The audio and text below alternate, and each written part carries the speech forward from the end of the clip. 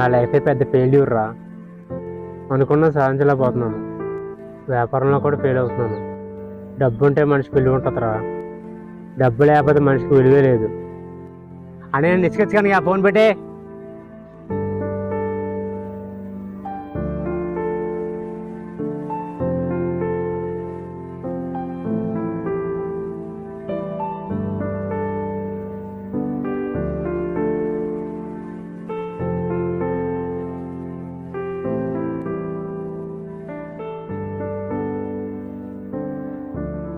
అన్నయ్య ఏంటి వీడియో పంపాడు?